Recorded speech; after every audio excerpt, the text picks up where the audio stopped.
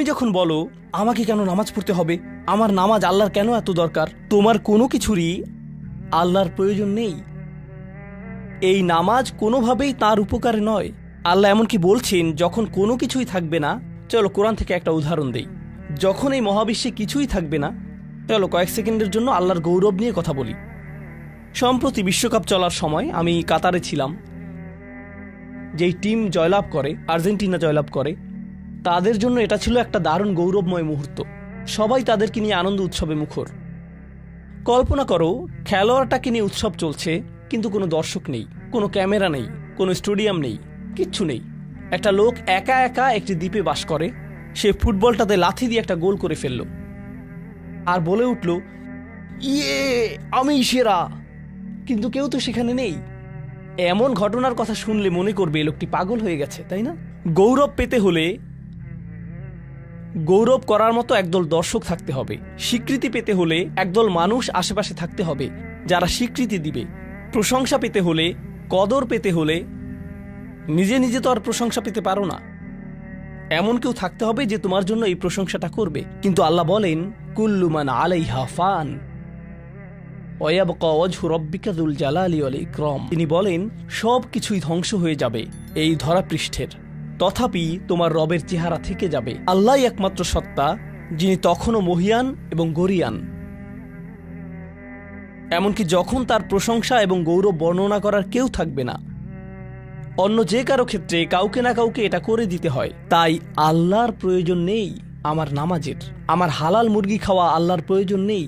আমার মন্দ বলা থেকে বিরত থাকাও আল্লাহর প্রয়োজন নেই। তাই নিজের মাথা থেকে এই চিন্তা দূর করে দাও যে নামাজ পড়ার মাধ্যমে তুমি কোনোভাবে অন্য কারো উপকার করছো। আল্লাহ এমনকি বলছেন, ইয়ামুন্নুনা আলাইকা আন আসলামু, তারা মনে করে তারা ইসলাম গ্রহণ করে তোমাকে ধন্য করেছে। লা তামুন্নু আলাইয়া ইসলামাকুম, আমাকে বলতে এসো না যে তোমার ইসলামের মাধ্যমে তুমি কোনোভাবে আমার উপকার করেছো। বালিল্লাহু ইয়ামুন্নু আলাইকুম, বরং আল্লাহই তোমাদের প্রতি অনুগ্রহ করেছেন। এখন পরবর্তী বিষয়, আচ্ছা কেউ একজন নামাজ পড়ে না কেন? আমি তোমার সম্পর্কে বলছি না, আমার প্রিয় ছেলে বা প্রিয় মেয়ে। শুধু প্রশ্নটি নিয়ে চিন্তা করো যে মানুষ কেন নামাজ পড়ে না। এর অনেকগুলো উত্তর থাকতে পারে, আর এই প্রশ্নের উত্তর আল্লাহর কাছেও আছে। উত্তরটা খুবই ভয়ঙ্কর। এই উত্তরটি আমি খুতবার শুরুতে পড়েছি। তিনি বলেন, ফালা সাদ্দাকা ওয়ালা সাল্লা ওয়ালাকিন কাযযাবা ওয়া তাওয়াল্লা, সে আসলে সত্য গ্রহণ করেনি এবং সে নামাজও পড়েনি। তিনি কাফির সম্পর্কে বলছিলেন। তিনি দুইটা জিনিস বলেছেন, এই লোকটি সত্য গ্রহণ করেনি এবং নামাজও পড়েনি। কথাটা ভাবনার উদ্রেক করে। যদি বলা হয় সে সত্য গ্রহণ করেনি, আমার আশা হলো তিনি বলবেন লা সাদ্দাকা ওয়ালা আমানা, কিন্তু তিনি বলছেন লা সাল্লা। এর মানে হলো আল্লাহর সত্য গ্রহণ করার ব্যাপারে তোমার অন্তরে কিছু একটা মিসিং আছে। না না না, বাচ্চাটা বলে আমি আল্লাহকে বিশ্বাস করি, আমি মুসলিম। হ্যাঁ, তুমি এখানে মুসলিম, তোমার মাথায়। কিন্তু এই সত্য তো শুধু তোমার মাথার জন্য না, এই সত্য তোমার অন্তরের জন্য। তুমি এখনো অনুভব করছো না যে ব্যাপারটা কেমন সিরিয়াস। তুমি এখনো উপলব্ধি করছো না যে এটা কি। মাঝে মাঝে কোনো বিষয় তুমি জানো হয়তো, কিন্তু এই নিয়ে চিন্তা করা থেকে পালিয়ে বেড়াও। এটা সত্য, তুমি জানো বিষয়টা কিন্তু চিন্তা করতে চাও না। আর তাই এটা যেহেতু মিসিং, ঠিক এই কারণে আমি সহজেই নামাজের কথা ভুলে যাই কখনো কখনো, এবং তুমিও ভুলে যাও কখনো কখনো। এমনটা ঘটে কারণ আমাদের অন্তর কিছুটা বিভ্রান্ত হয়ে পড়ে। দিনের এই সত্যতা, আল্লাহকে সেই সত্যটা, সেই অকাট্য সত্যটা আমাদের মস্তিষ্কের পেছনের কোনো একটা সেলফে গিয়ে পড়ে থাকে। আমরা অন্য কিছুতে ব্যস্ত হয়ে পড়ি এবং এই নিয়ে আর চিন্তা করি না। আল্লাহ এটাই বলেছেন। সুতরাং তোমার নামাজ পড়া আল্লাহর প্রয়োজন নেই। এমনকি তুমি যদি নামাজ পড়ো, আমি পড়তে বলছি এই কারণে, তখন কি করো? নামাজের জন্য কিভাবে নিয়ত করো? তখন আমি 4 রাকাত নামাজ পড়বো, দাঁড়ালাম, কারণ আমার আব্বা বারবার পড়তে বলছেন। আল্লাহু আকবার। নবী সাল্লাল্লাহু আলাইহি সাল্লাম আমাদের বলেছেন, নিয়ত সঠিক না হলে কাজের কোনো মূল্য থাকে না। ইন্নামাল আমালু বিন্নিয়াহ, ইন্নামাল আমালু বিন্নিয়াত। এমনকি যদি তুমি কাজটা করেও থাকো কিন্তু তোমার নিয়ত ছিল আমি শুধু তোমাকে বিরক্ত করি, এটাই তোমার নিয়ত, তখন এই নামাজ আমার যেমন কোনো উপকার করবে না, ঠিক তেমনি তোমারও কোনো উপকার করবে না। তোমার সত্যিকারের আন্তরিক নামাজ থেকে একমাত্র যে উপকৃত হবে সে হলো তুমি নিজে। এখন এটাই সেই প্রশ্নের উত্তর যে কেন একজন মানুষ নামাজ পড়ে না। আরও 2টা কথা তোমার সম্পর্কে বলতে চাই। তার মাঝে একটা হলো নামাজ পড়ার উদ্দেশ্য কি, কোন কারণে পড়ব? কারণ তুমি হয়তো ভাবছো নামাজ পড়ার উদ্দেশ্য হলো তুমি যেন জাহান্নামে না জ্বলো। নামাজ পড়ার উদ্দেশ্য হলো তুমি যদি নামাজ না পড়ো আল্লাহ তোমাকে ঘৃণা করবেন। নামাজ পড়ার উদ্দেশ্য হলো তুমি যদি নামাজ না পড়ো তুমি শাস্তি পাবে, অথবা তুমি আর মুসলিমই থাকবে না, ফেরেশতারা তোমাকে অভিশাপ দিবে। সমস্ত নেতিবাচক বিষয়। আল্লাহ ওই সমস্ত উদ্দেশ্যের কথা উল্লেখ করেননি। নেতিবাচক কিছু থেকে মুক্তি পাওয়া নামাজের মূল উদ্দেশ্য নয়। নামাজের মূল উদ্দেশ্য হলো ইতিবাচক কিছুর দিকে ছুটে চলা। এটাই নামাজের উদ্দেশ্য। এমন দুই ছাত্রের মধ্যে পার্থক্য যেন একজন লেখাপড়া করে যেন সে ফেল না করে, আর অন্যজন লেখাপড়া করে কারণ সে ওই সাবজেক্টটা পড়তে ভালোবাসে। একজন ছাত্র পড়ালেখা করছে পজিটিভ কিছুর জন্য, আর অন্যজন পড়ালেখা করছে কারণ সে এমন কিছু থেকে বাঁচতে চাচ্ছে যা নেগেটিভ।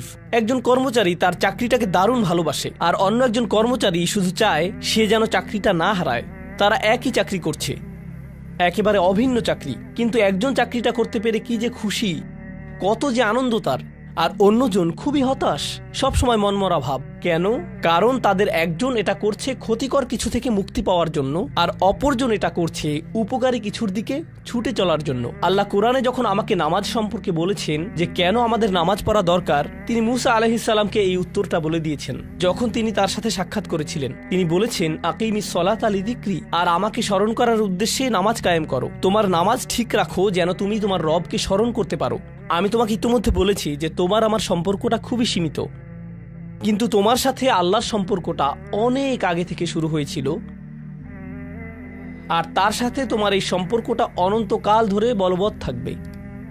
তাই সেই সম্পর্কটির কথা স্মরণে আনা আবশ্যক, কারণ ভালো যত কিছু তোমার কাছে আসে তা আসে ওই সম্পর্কটা থেকেই। সামান্য কিছু ভালো জিনিস তোমার বাবার কাছ থেকে আসে, কিছু কিছু ভালো জিনিস, কিন্তু সকল ভালো জিনিস যা তোমার কাছে আসে তা আসে একমাত্র ওই সম্পর্কটির কারণে।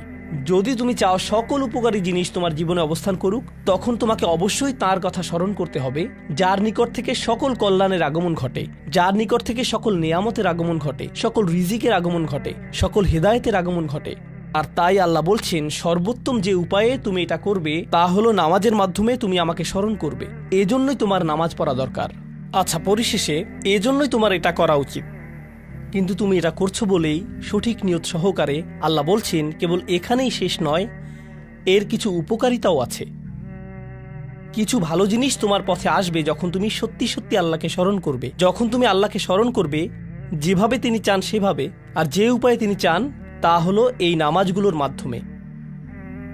তুমি যদি এটা করতে পারো, আল্লাহ বলছেন ইন্না সলাতা তানহা আনিল ফাহশাই ওয়াল মুনকার। এমনকি এই আয়াতেও ওয়ালা যিকরুল্লাহি আকবার, তিনি বলছেন নামাজের মধ্যে এই উপকারটি আছে যে এটা তোমাকে অশ্লীলতায় পড়ে যাওয়া থেকে রক্ষা করবে। কারণ অশ্লীলতা তোমার চারপাশে বিরাজমান, আর আমি প্রিয় পুত্র তোমাকে এটার সম্মুখীন হওয়া থেকে রক্ষা করতে পারবো না। অশ্লীলতা তোমার ফোনে, অশ্লীলতা তোমার স্কুলে, অশ্লীলতা তোমার বন্ধুদের মাঝে, অশ্লীলতা ঈদের অনুষ্ঠানে, যখন কোনো কর্নারে গিয়ে বন্ধুদের সাথে আড্ডা দাও, অশ্লীলতার উপস্থিতি তুমি সর্বত্র দেখতে পাবে। প্রতিবার যখনই তুমি অশ্লীলতার দিকে এগিয়ে যাবে তোমার অন্তর ক্ষতিগ্রস্ত হয়ে পড়বে। আর আল্লাহ বলছেন যদি তুমি এই নামাজগুলো আদায়ে যত্নবান হও, এগুলো তোমাকে অশ্লীলতার করাল গ্রাস থেকে রক্ষা করবে। একবার যদি তুমি অশ্লীলতায় ডুবে যাও, তখন তুমি হয়ে পড়বে যেমন তুমি যদি দূষিত বাতাসে নিঃশ্বাস নাও, প্রথম প্রথম তোমার কাশি আসবে, কিন্তু যদি এতে বেশিক্ষণ অবস্থান করো একসময় এতে তুমি অভ্যস্ত হয়ে পড়বে। অশ্লীলতাও ঠিক এরকম, এতে আকণ্ঠ নিমজ্জিত থাকলে একসময় এটাকে আর বড় অপরাধ বলে মনে হবে না, নিজেকে এর থেকে রক্ষা করার কোনো গরজ অনুভব করবে না আর, কারণ তোমার প্রতিরোধ ব্যবস্থা দূষিত হয়ে গেছে।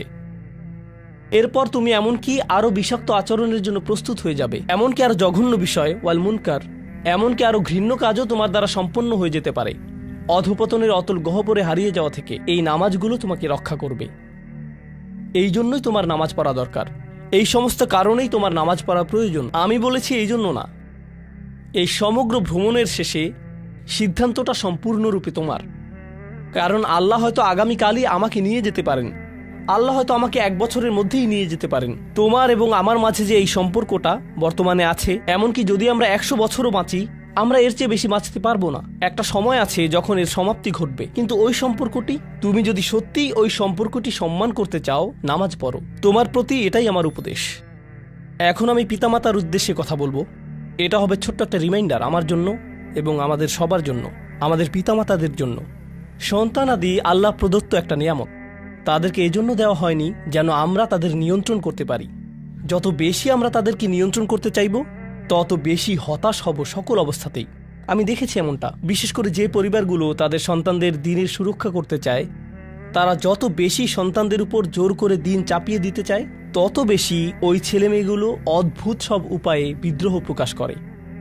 কারণ যে বিষয়টা আল্লাহ চান আপনি তাদেরকে প্রদান করুন, আপনার ছেলে মেয়েদের কাছে আপনার যে সুযোগ আছে সেটা তাদেরকে আপনার আদেশ নিষেধ মানতে বাধ্য করার জন্য নয়। সুযোগটা এই জন্য দেয়া হয়েছে যেন আপনি তাদেরকে এমন সব বিষয়ে চিন্তা করাতে পারেন যা শুধু আপনার পক্ষেই চিন্তা করানো সম্ভব। তাদেরকে এমন সব বিষয়ে পছন্দ করাতে পারেন যা শুধু আপনার পক্ষেই পছন্দ করানো সম্ভব।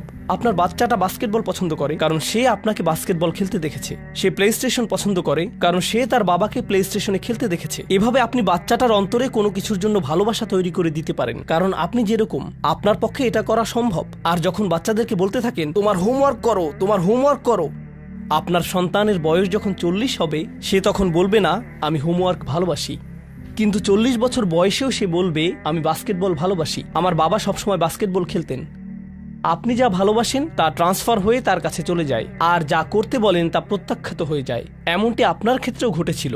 আপনার ছেলে মেয়েদের কথা ভুলে যান, আপনার নিজের বাস্তবতাও এটাই। আপনার বাবার কিছু কিছু জিনিস যে আপনি এখনো পছন্দ করেন তা ভালোবাসার মাধ্যমে আপনার নিকট ট্রান্সফার হয়েছিল, আর আপনার বাবার ওই ব্যাপারগুলো আপনি অপছন্দ করতেন যা তিনি জোর করে আপনাকে গেলাতে চেয়েছিলেন। এখানে উপবিষ্ট প্রত্যেকের বাস্তবতা এটাই, শুধু সেগুলোই গ্রহণ করেছি যেগুলো ভালোবাসার মাধ্যমে হস্তান্তরিত হয়েছিল। ঠিক এই ইশারাটাই আমাদের পিতামাতাদেরকে দেয়া হয়েছে সূরাতুল ইসরার এই আয়াতে, রব্বির হামহুমা কামা রব্বায়ানি সগীরা। রব্বায়ানি মানে যখন তারবিয়া ব্যবহার করা হয় একটি চারাগাছ বড় করার জন্য, আপনাকে চারাগাছটির যত্ন নিতে হবে, এর সযত্নে প্রতিপালন করতে হবে। গাছটির প্রতি চিৎকার চেঁচামেচি করলে তো হবে না, তাড়াতাড়ি বড় হও, তাড়াতাড়ি লম্বা হও। আপনার একে সময় প্রদান করতে হবে। অনেক সময় পোকামাকড় এসে এর পাতাগুলো খেয়ে ফেলতে চাইবে, আপনাকে তখন পোকামাকড় সরিয়ে দিতে হবে। কখনো কখনো একটু কঠোর আচরণ করতে হবে, শুধু অতটুকুই যেন পোকামাকড়গুলো দূর হয়ে যায়। এরপর আবারও এতে পানি দিতে হবে। আমাদের বাচ্চাদের সাথে আমাদের উদাহরণটা ঠিক এমনই।